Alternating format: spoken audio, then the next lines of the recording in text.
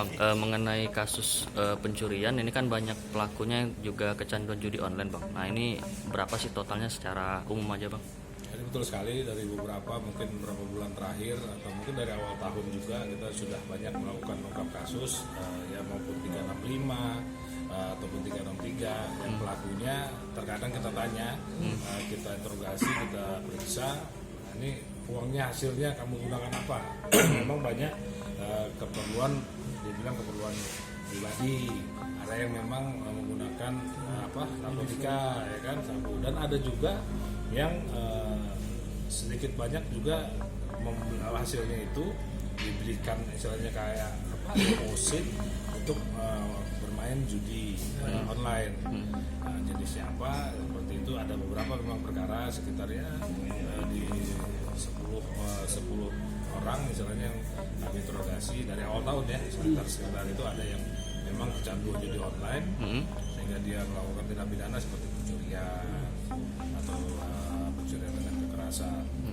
Jadi lebih dari 10 orang, Bang, ya, 3 bulan. Kurang lebih lah. Kurang lebih, Bang. Itu Bang. tepatnya lagi nanti kita pastikan.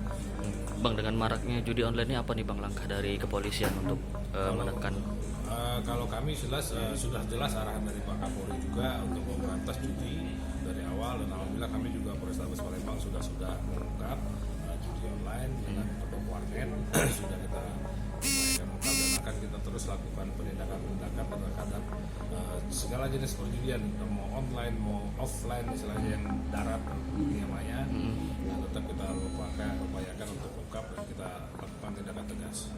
Bang, terakhir ini kan kemarin kita juga mengungkap yang tempat judi online berkedok warnet, Bang. Ya. Nah, ini keuntungan mereka ini berapa sih, Bang, yang diraup oleh pemilik hasil warnet? pemeriksaan memang omsetnya setiap hari, karena ini gabung dengan warnetnya ya, tapi memang dia buka juga ada lainnya judi online ya, sekitar plus minus setiap hari katanya di 500.000. 500.000 itu per hari, Bang? Per hari. Per hari. Jangan lupa subscribe, share, komen, dan like ya.